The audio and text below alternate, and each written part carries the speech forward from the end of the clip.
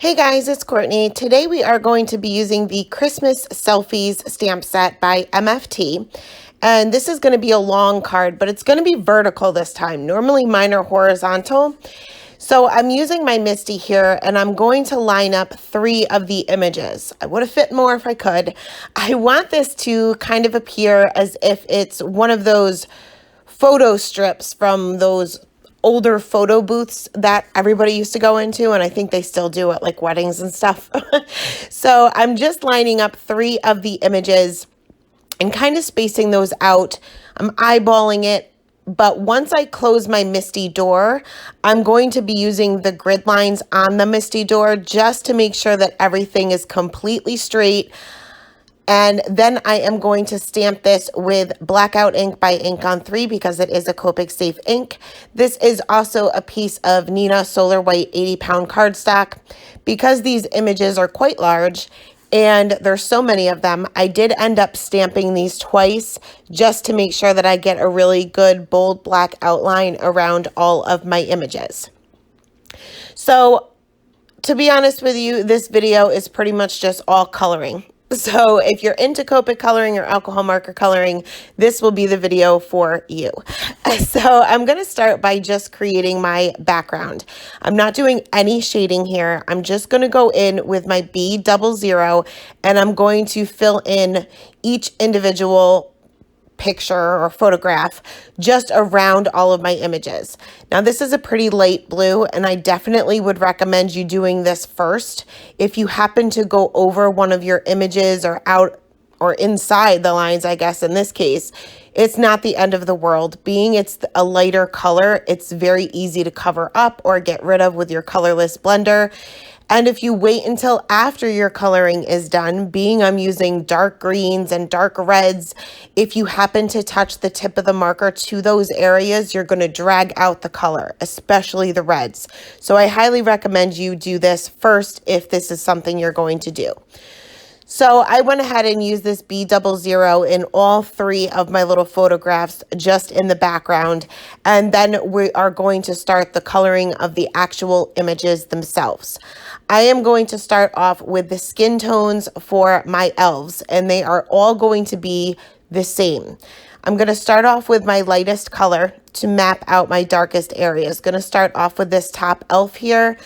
The shading for him is going to be where his hat would be hanging over his face.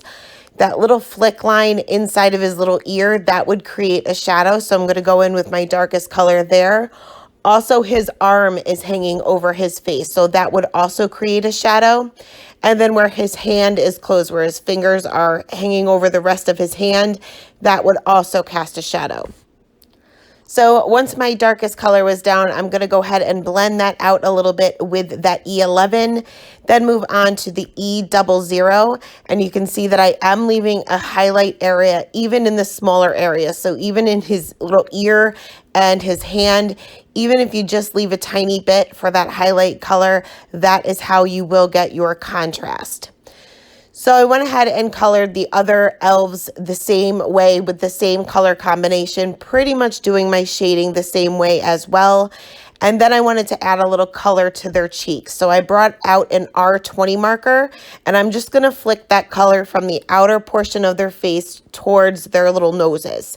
And I'm pretty much putting the same amount on each elf. And if it's a little bit too much, if it seems a little bit too bright for you, you can go back in with that lightest color very quickly and kind of tone that down a little bit.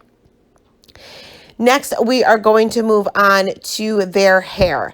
So both of these elves are in 2 pictures, just based on what their hair looks like. So for this elf here, I wanted to make it look as if he had red hair. So I'm going to color the middle picture and the bottom picture the same way. Just going to use 3 different colors. There's not a whole lot of area to work with here. My highlight color is actually going to be a yellow. I wasn't happy with the amount or how bright it was. So I toned that down with just a little bit more of that mid-tone color and then blended that back out with the yellow. Wanted to give him little freckles on his face, so I took that E09 and just with the tip of my marker, barely touching the paper, just added a few little freckles to his cheeks. For this other elf, I'm going to give him brown hair, and quite honestly, these are so tiny little strands of hair. I didn't have to do any shading here, but I did. I added a little bit of E59, E57, and then just the tips of his strands of hair I left for the E55, but definitely no shading is necessary here. So for Santa's skin, I'm going to change up the color combination just a little bit, but I am going to start off with that lightest color first. Basically, the shading is going to be the same except for his nose. So his nose is gigantic. So I'm going to add a little bit of shading to the bottom portion of his nose, but not all the way to the edge. So I'm leaving a little bit of a highlight between my darkest area and that black outline towards the bottom of his nose. And that's just going to give a little bit of shape and a little bit of shine to his nose. Because, I mean, it's huge. So I didn't want to just go in with my highlight color for that one. Next, once his face or his skin tones were done, we're going to move on to his beard, and I'm going to bring in some cool grays. Starting off with the darkest cool gray, I'm just going to add a little bit of shading underneath his little cheeks and a little bit where his mouth is, and where it's kind of like, it almost looks like a cloud around his beard. I'm going to kind of continue those lines and just create little C's. Going in with the C3 next, I'm going to extend these areas out and also extend those little C marks out, but I'm also going to add more little C's all over the place. I'm not adding as many with the C3 as I will with the C1 because it is just a little bit dark, but I wanted to add a little bit of texture to his beard itself. It's really, really fluffy, and I wanted that to appear that way. So I'm going to do the same thing with the C1, and then finally I'm going to go in with the C00, and I'm going over the entire thing. Now this is like one step above a colorless blender. It does not have much pigment in it, but this will kind of tone down those C marks that we created, but still leave that texture behind.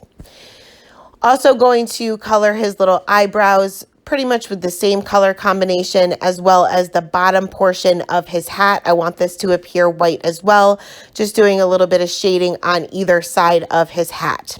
Still leaving some white space. Any white object is still going to have shadows. So next I am going to go ahead and start with my green combinations here. And I switched this up halfway through, but this is the first green combination I used. I'm going to start off with my lightest color, and for this particular hat, there's going to be shading on either side towards the bottom of the hat, but top of the image, could be he's upside down, and it's kind of wavy. So where it's indented in, I'm adding a little bit of shading there as well, and this will kind of give some even more shape to the actual hat. I'm going to blend that out with the two midtones and then move back to that G02, which at this point is actually my highlight color, but you'll see in a few minutes I'm going to change that up. I just wasn't getting the contrast. I like to see a lot of contrast in my coloring, and I just wasn't getting that. I had the scary dark, but I was missing that scary light color. So for the next two elves, or the next photograph, I should say, I pretty much colored the hat and the base of the other elf's hat the same way with the same color combination. And again, I just wasn't happy with the contrast I was getting, or the lack of contrast I was getting, I should say. So once I started onto the bottom picture, I changed up the color combination just a little bit. And all I really did was I skipped one of the midtones that I'm using now. And instead of the G02 being my lightest color, it ended up being my lightest midtone. And I brought in a G00 as my lightest color. And I was much happier with the contrast. Because I wanted to use the same color combinations throughout the entire card, I then had to kind of switch up the areas that I've already colored. So for the top two photographs where the G02 is my lightest color, it there's a difference. So I'm going to go in with that G00 and just go over those highlight areas. And this will kind of lighten up that G02. It's not going to be as light, but it will lighten it up a little bit. Just remember that the lighter the color is, the more it will act as a colorless blender. So think of the really super light colors as a colorless blender with just a little bit of pigment to it. And it's going to react the same way. So if you go over a dark area with a light color, it's going to move that color around. It's not going to erase it. A colorless blender will not blend. It just moves the color. So just keep that in mind, and that is a helpful hint. If you're lacking a highlight, you can always go back in, but you also have to be careful not to oversaturate your paper. If you go in too much with that lighter color, you're going to move that color around outside of your lines. And obviously we already have that blue background. Once that would bleed out of those lines, there would be no getting rid of it. So once my greens were done, we're going to move on to this Rudolph, this reindeer, and I'm going to bring in some E30 markers. And again, starting off with my lightest color to map out those darkest areas, I'm just creating a shadow for where he is kind of behind Santa and off to the right-hand side underneath where his little chin would be. Going in with that darkest color, that E37, and I'm just going over the areas that I've already mapped out. Couple of reasons why I use my lightest color first is number one, it saturates the paper, which means that you're going to get a better blend. And number two, I know where my shadows need to be. And if I accidentally add my shadow to the wrong spot, I'm adding it with the lightest color, which means I can easily cover it up. If you go right in with your darkest color, you're going to have a hard time. Not saying it can't be fixed, but it would be a little bit more difficult. So once Rudolph was all colored here, we are going to bring in the reds, which I like to save till last, or just about last anyway, because as we were talking about your colors bleeding, reds tend to do that the most. So I like to do that last, just because if I accidentally touch a tip of my marker for any other color to the red areas, I'm going to drag that red everywhere. So for this ornament that he's holding here, you'll see that I'm adding shading on both sides because it's a round object. But on that one side, I am leaving that little bit of a highlight between that black outline of the image and the darkest color. And I'm just going to leave that area for the R22, which is the lightest color I'm using. And this will give a little bit of shine to the ornament. Now, this is my favorite red combination. If you've ever watched my videos before, you'll be familiar with this combination. I think it gives really, really great results. They blend beautifully together, very easily together, and it gives you really nice contrast. So I'm going to go ahead and color up the hats the same way as we have been, but I am going to show you these two hats on the bottom because these are bent. And I am going to go along with the shape of these two hats just by adding a flick, one single flick where the hats are bent. They're not curved, they're completely bent. So where they are bent, I'm going one flick with that darkest color, and each and every time that I blend this out, I'm just going to extend that flick out a little bit further, and this will give you that shape. It's going to look a little crazy in the beginning, but once you get all four of your colors down or all three of your colors down, however many you plan on using, it's all going to kind of come together. And that's pretty much going to be true with any of your coloring. If you are not happy with it in the beginning, keep going. I promise you that it is going to look completely different once you're done with it, once you add all of your shading and all of your colors. So it may look weird in the beginning, and a lot of times, especially with things like no line coloring or any coloring that we may be adding a little bit of texture to, it's going to look bad before it looks good. So next I am going to go ahead and color the Rudolph's nose here, and I'm just adding a little bit of shading towards the bottom of his nose, but using the same red combination that I have been throughout the entire card. Now for this middle, or for the middle picture, this one of the top elves, I am going to go back in with my grays to color this white, but just add my shading. But I'm being very careful not to touch those red or green areas. For the little bells that are on the ends of their hats, I'm using a 3-color combination, and this will make it look gold. So you'll see that my darkest color is an E99.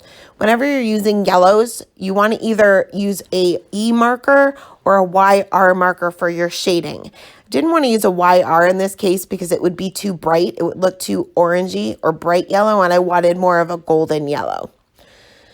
Gonna just bring out some darker C markers for the little buttons on their outfits, and I'm not doing a whole lot of shading here. There's not a whole lot of room to work with, but I do want just a teeny tiny bit of contrast.